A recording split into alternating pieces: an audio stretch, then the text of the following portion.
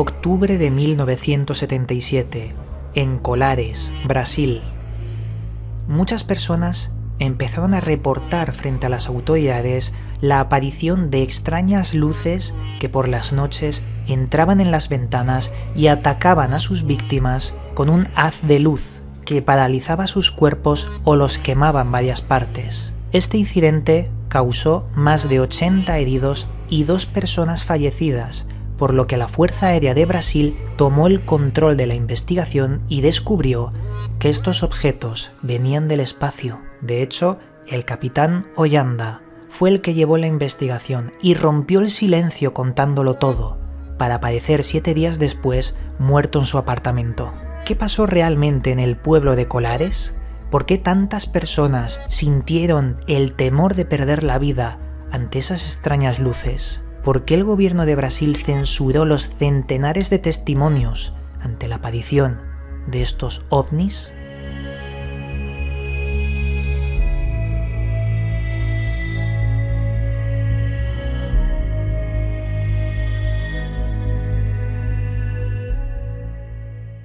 Saludos, buscadores del misterio, y gracias por asistir a granmisterio.org.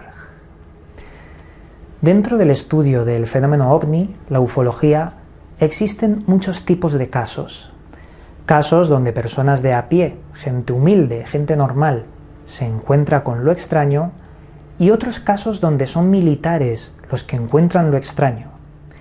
En estos segundos casos son muy importantes porque se hacen y se redactan informes oficiales que llegan en lo más profundo del gobierno y ahí se decide si clasificarlo o ignorarlo, y muchas veces no se hace ni caso o no nos llega la información plena porque se clasifica. Y luego hay, dentro de esos segundos casos donde hay militares y lo extraño, otros donde se entierra por parte del gobierno, se guarda en una caja fuerte y se hace lo imposible para que no salgan datos, para que se censuren absolutamente todos. El problema es que tenemos un caso llamado el caso Colares, donde fueron centenares los testigos y no pudieron callarlos a todos. Testigos de unas luces que salían durante el día y durante la noche, volaban bajo y atacaron a más de 80 personas, llegando a matar a 2 de ellas. Es un incidente muy similar al incidente Dyatlov en Siberia, pero esta vez nos vamos a Brasil, a una isla llamada la isla de Colares.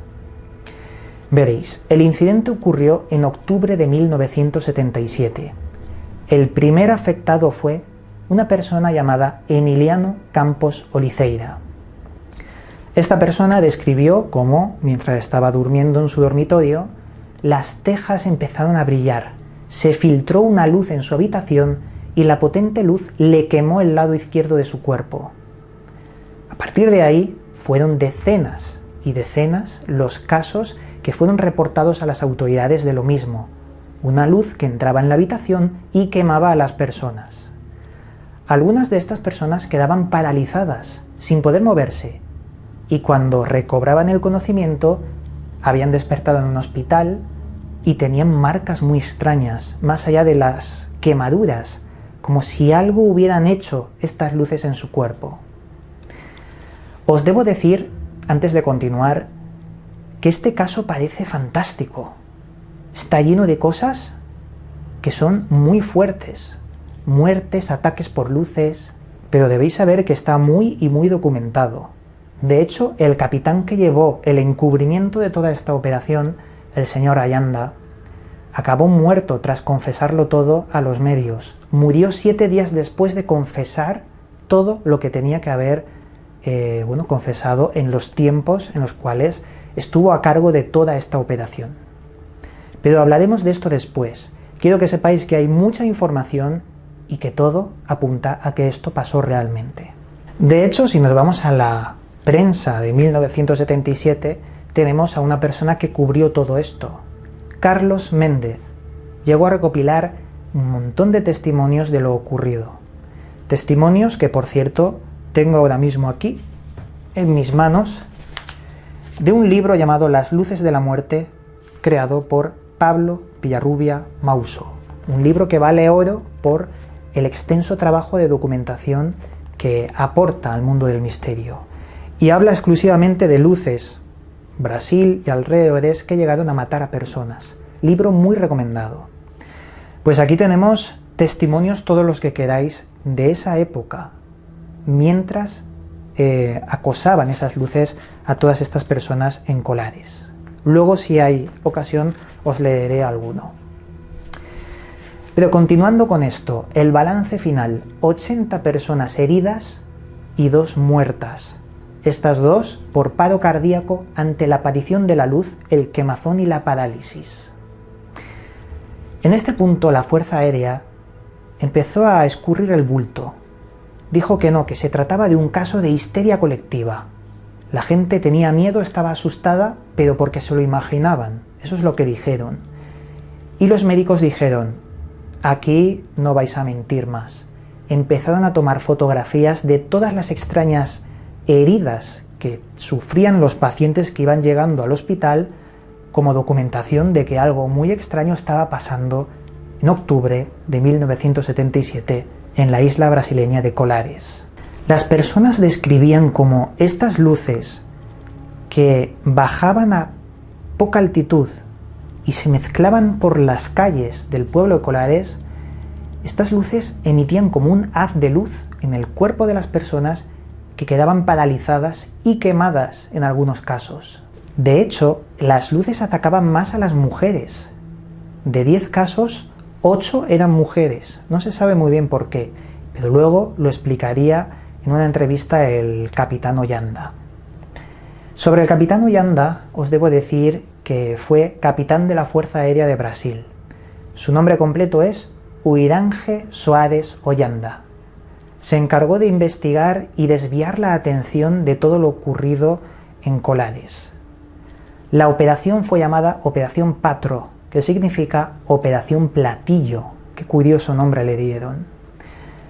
Con el paso del tiempo, Ollanda decidió hablar de lo ocurrido, decidió contarlo todo. Lo extraño fue que, como os he dicho, 7 días después de entrevistarse con los medios, apareció muerto en su apartamento.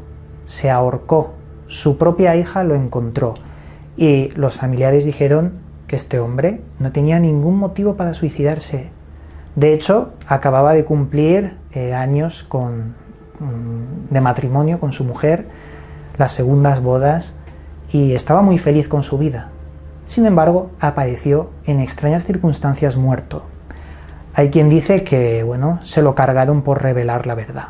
Como os decía, Ollanda dejó una entrevista por escrito y también en vídeo, aunque el vídeo no lo he encontrado, pero sí que he podido transfigurar lo escrito en mi voz, que luego os lo pondré en el vídeo. Esta entrevista fue hecha en la revista de ufología llamada UFO Brasil. Allí confesó todo. Habló de objetos que explotaban en el cielo y se movían a velocidades imposibles, realizó diagramas y dibujos de estos objetos, relató todas las experiencias que vivieron él y sus hombres. Y claro, llegados a este punto, he considerado que es importante mostraros qué es lo que dijo a los medios el propio capitán Ollanda. Por ello, vamos a colocar un fragmento extraído del libro de Pablo Villarrubia y luego vamos a continuar con el caso. Yo era escéptico al respecto sobre los ovnis. Yo no podía hablar y tampoco tenía ganas. Hablé con varios ufólogos, entre ellos el general Uchoa, y fui buscado por personas de Estados Unidos, incluso por Bob Pratt. Hablamos mucho en off. Mi posición como militar pondría al Ministerio de la Aeronáutica en una situación difícil de explicar. Además, habían sanciones para quien tratase el asunto sin autorización. Yo no tenía autorización de mi comandante, y mucho menos del ministro. En esa época era solamente un capitán y recibía órdenes. Nosotros teníamos un equipo, del cual yo era el jefe. Teníamos 5 agentes, todos sargentos, que trabajaban en la segunda sección del Comando Aéreo Regional de Belém, en el estado de Pará. Además de muchos informantes, teníamos personas en los lugares de las apariciones que nos ayudaban. Yo a veces dividía el equipo en 2 o 3 posiciones de observación en la selva. Estábamos siempre en contacto por radio. Era siempre la misma cosa, una luz venida de la nada y seguía a alguien, generalmente a una mujer, que era herida en el seno izquierdo. A veces también atacaba a hombres, que se quedaban con marcas en el brazo y en las piernas. De cada 10 casos eran más o menos 8 mujeres y 2 hombres. La primera señora que entrevisté en Colares me contó cosas absurdas. Ella tenía realmente una marca en el seno izquierdo. Era marrón, como si fuera una quemadura, y tenía 2 puntos de perforación. Tumbada en la hamaca, vio que las tejas empezaron a enrojecerse, de color brasa. Enseguida se quedaron transparentes y pudo ver el cielo a través del tejado. Era como si las tejas se hubieran transformado en cristal. Un ciudadano me buscó para contarme que cerca de su casa había aparecido una luz que lanzó un rayo brillante hacia él. Se quedó tan aterrado que corrió para dentro de la casa, cogió una escopeta y apuntó hacia la luz. Entonces vino otra aún mucho más potente y le hizo caer. El hombre pasó 15 días con problemas musculares. Parece que la naturaleza de esa luz es una energía muy fuerte que deja a las personas sin movimiento. En la isla del Mosqueiro, en la bahía do Sol, estado de Pará, apareció una luz procedente del norte en dirección nuestra y se acercó. Se detuvo por algunos momentos, hizo un círculo alrededor de donde estábamos y se marchó. Era impresionante. Fue en noviembre de 1977, en el inicio de la operación. El objeto poseía una luz que parecía un soldador de metales, como un soldador eléctrico.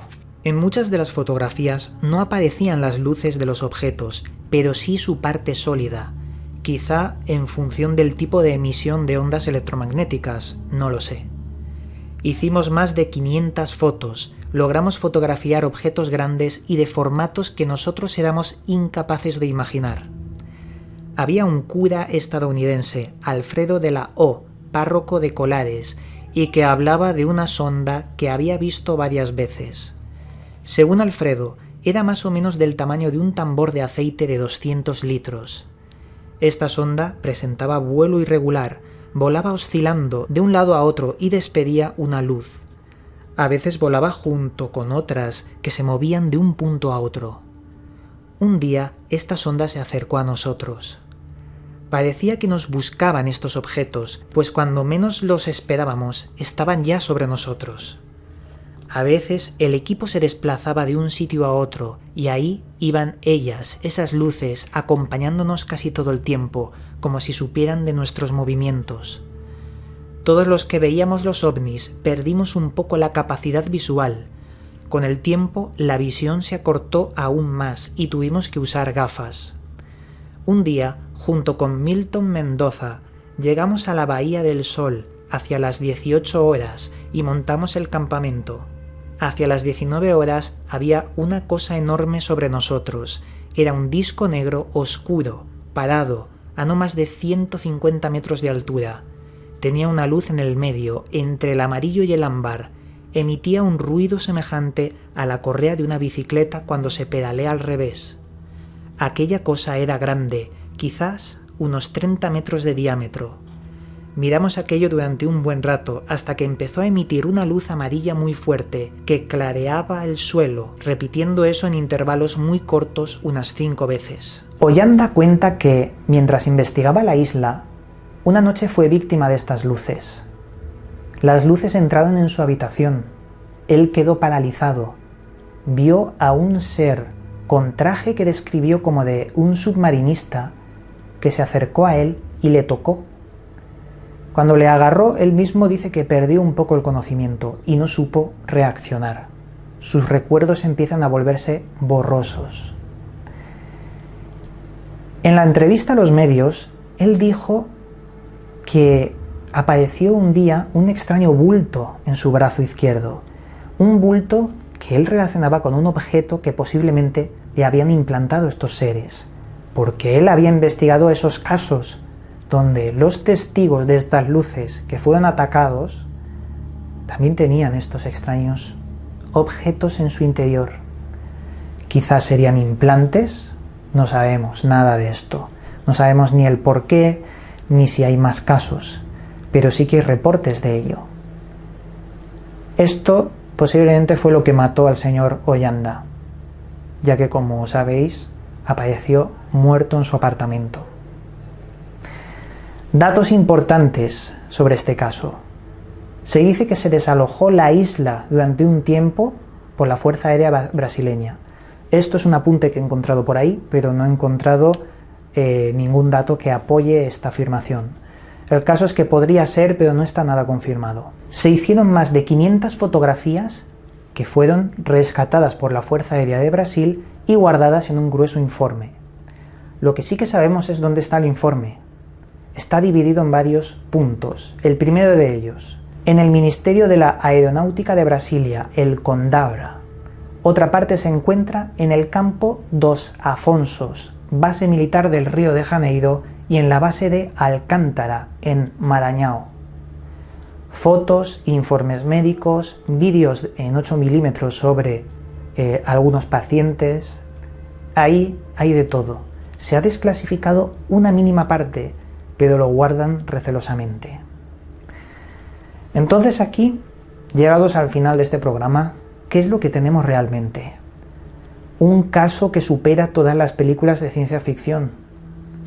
¿Cuál fue el motivo de esas luces para atacar a las personas que vivían del campo, que era gente humilde y normal? ¿Estaban probando algo? ¿Por qué los militares se encargaron de censurar absolutamente todo esto? En el libro que os he mencionado, del señor Villarrubia, habla de que hay testigos de aquel entonces de que los militares perseguían con helicópteros a estos objetos y se rumorea que entablaron conversaciones de radio con ellos. Ahí ya no sabemos qué pasó, pero ¿y si realmente intentaron comunicarse? ¿Qué había detrás de esto? Hay otros que dicen que todo esto fue una operación militar para probar armas nuevas, pero esas armas serían demasiado avanzadas. Armas que se parecen a lo que ha desclasificado el Pentágono con esos 3 vídeos recientes sobre ovnis o amenazas aeroespaciales. En fin, un caso fascinante. Yo no lo conocía hasta hace poco y cuando me he puesto a investigarlo, creo que supera con creces a cualquier caso que hemos tratado en el canal sobre el fenómeno ovni. Y como os decía, se parece un poco al incidente Diatlov de Siberia, cuando hay síntomas de gente que parece haber sido envenenada por radiación, por unas extrañas luces que se vieron también meses después en esa región. En fin, acabamos aquí este programa. Espero que haya sido de vuestro agrado y, como siempre, el misterio está servido. Os mando un cálido abrazo y nos volveremos a ver en otro vídeo. Llegamos al final del programa. Puedes seguirme en mis otros 2 canales donde también subo información sobre misterios y enigmas. A su vez, también puedes seguirme en las redes sociales donde actualizo cada día su contenido. Que las estrellas guíen vuestro camino. Hasta pronto, amigos.